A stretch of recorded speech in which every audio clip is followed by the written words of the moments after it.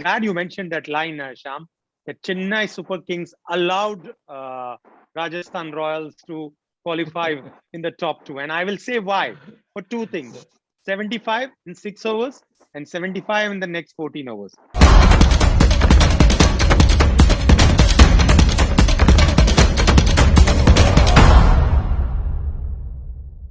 Hello, everyone. Welcome to Straight Bat with Gulf News and Mr. Cricket UAE, that is Anis Sarjan. We are here to discuss Rajasthan Royals win over CSK and the win over Chennai Super Kings allowed them to qualify to the second spot for the playoffs. To tell us more about it, let's go to Mr. Cricket UAE. Anis, let us give us a rundown of today's game.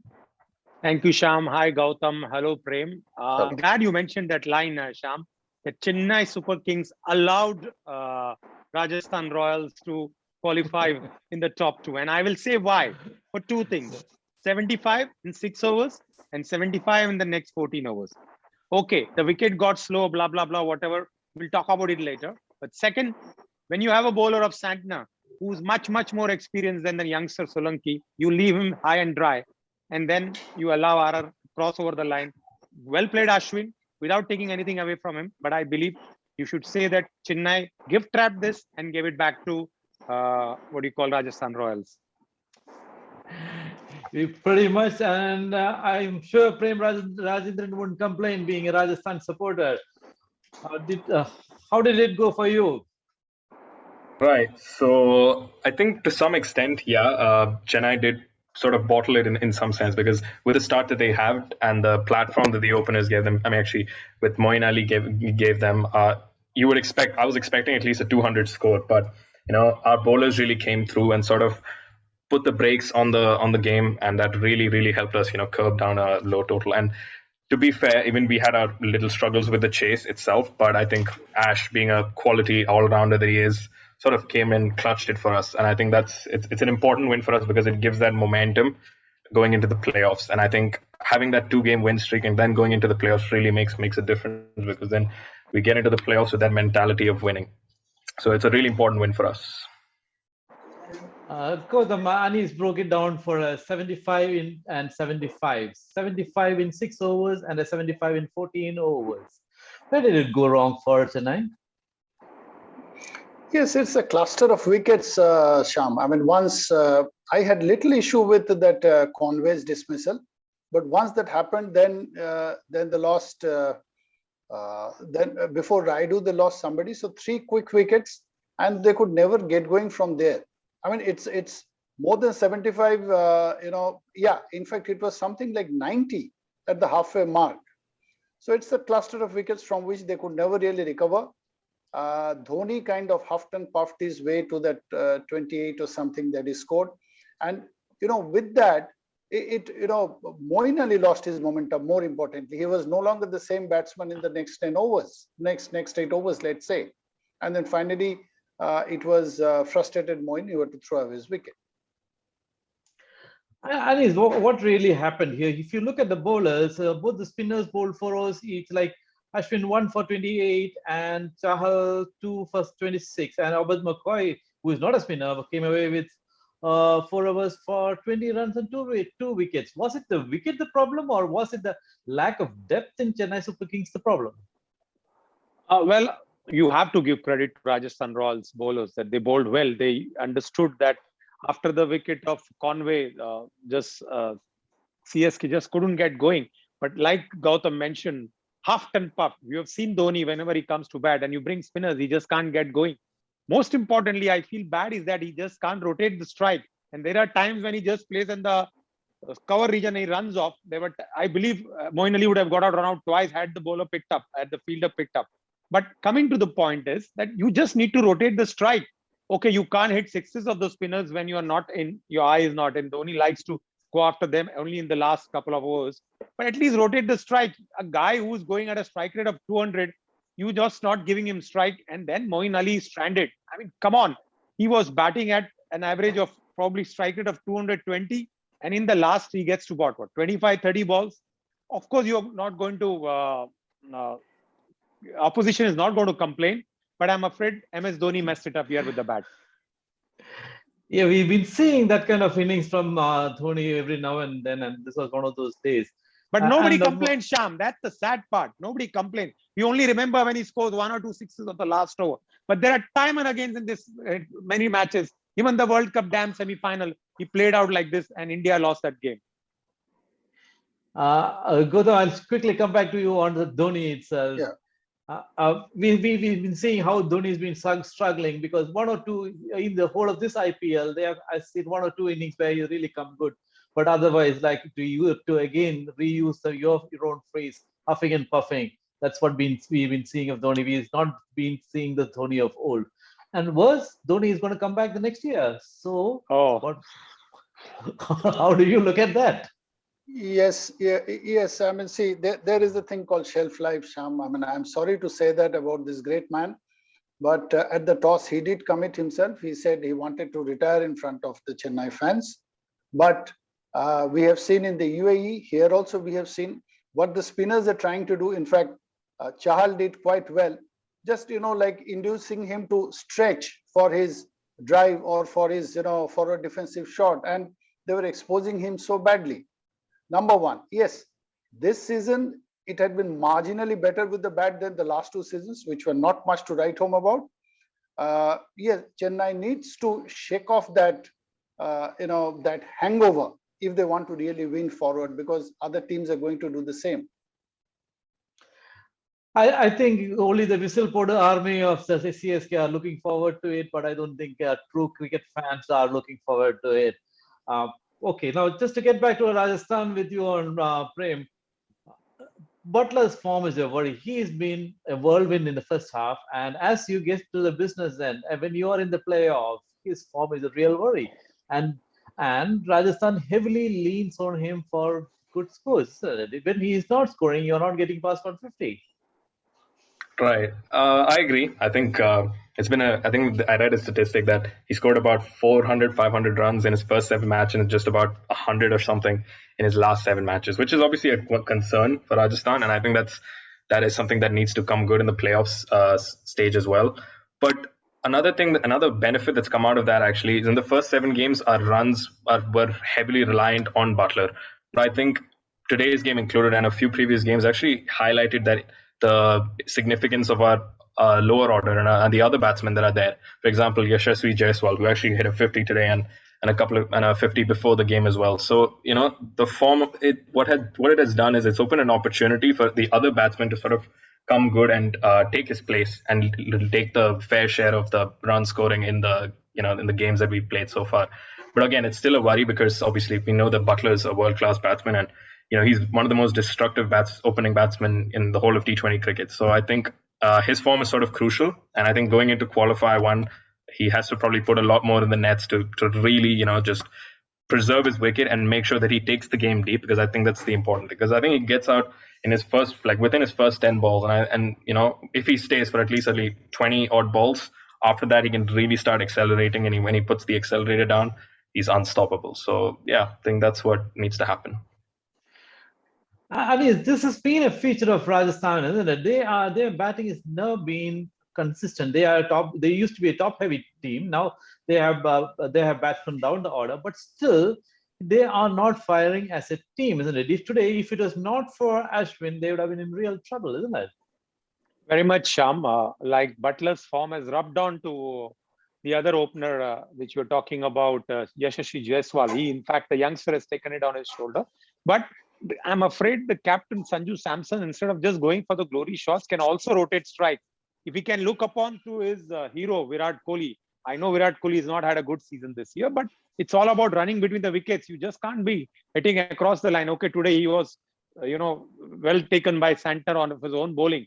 But the idea about T20 cricket is not only slam bang cricket. You are not chasing 200 runs. You had got off to a flyer. And when you have got off to a flyer, what you need to do is to rotate strike. And when you don't rotate strike, you get stuck. And when you want to get out of that rut, you go for that glory shot and you end up losing the wicket. Today it was Ashwin, but Ashwin's job is to bowl 4 overs and get you wickets. His job is not to win matches. The role of Samson and the other batsmen is to win matches. Well said. But Gautam, Ashwin has been having a very, very, very good season this year, isn't it? he looks like he's got his eyes firmly on the World T20 squad. Yes, looks like it. I mean, we have not been able to accept the idea of him coming in at 5 ahead of Shimran Hetmeyer. So he's kind of silenced the critics for now. But there is a question that, the point that Prem was also trying to make, the Royals batting lineup, it still was an unsettled look. I still don't know what's Padikkal, who's a habitual opener, doing at number 4. I mean, if he's at number 4, then he should bat like a number 4 and try and anchor the innings, number 1.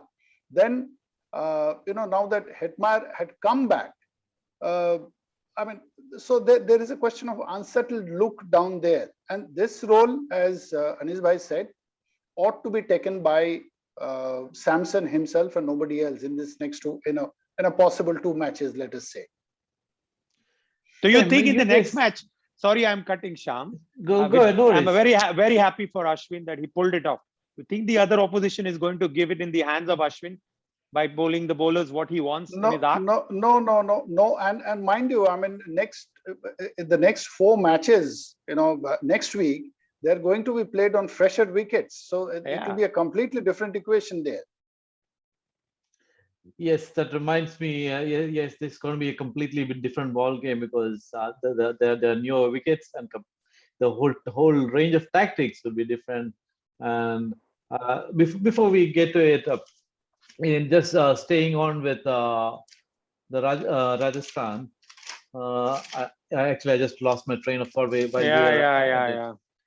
No worries. I am back with it. Yes, this is again for Prem. Prem. You guys have an embarrassment of riches up front. You have 4 openers. Yashasvi Jaiswal, you have Jose Butler, you have Sanju Samson, and Devdutt Padikkal, which means two of them bat down the order. Sanju Samson has been doing okay with the coming 1 down or 2 down, although he has not been had his usual quota of IPL runs. But somebody who's been really struggling has been Devdutt Padikkal. He's not been the same player we have seen last year.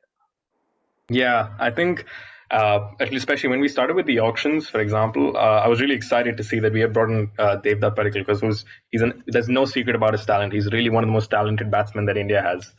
But given that he's been given us different order, a different role as a middle order batsman, I think it's taken a toll on him. And even when we did give him a chance, sort of at the top order, when we dropped Yashasvi and had Devdutt at the top the order, it sort of didn't really work out, and he couldn't really get accelerating in the innings.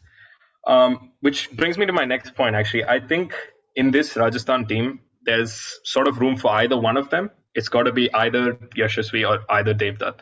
So I feel like fitting both of them into the same lineup is going to be really difficult. And maybe, considering the next season or something, they have to sort of make a choice whether they want to stay with their attention or move on to Devdutt Padikkal at the top of the order and possibly bring in a new middle order batsman, something like that. Because I don't think it's been working out for Devdutt. He had 1 good innings, I think, where he sort of accelerated and played really well. I think he hit 37 of 19, which was a good innings, and I think that sort of challenges my point. But for the most part, I think he has struggled at the number 4 position, and maybe they should try someone new there. My shout, I think this is a bit of a left field opinion, but I think maybe someone like Riyan Parag could bat at 4. He would be an interesting choice there because he's been given the role of finisher and he's been given that label, but I think giving him a few more extra deliveries to face could really unlock some potential there because he is a talented player at the end of the day. So that could be an option that Sanju could make in the coming games as well. Fair point, but I'm not a huge admirer of Riyan Parag, but I will leave that with you. Anis, how do you look at Rajasthan's prospects in when they get to play two eliminators if necessary? How do you see they progress from there?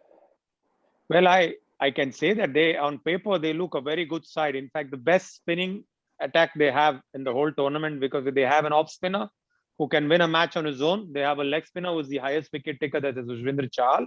They have Jose Butler, who's gone off the boil. They have Sanju Samson.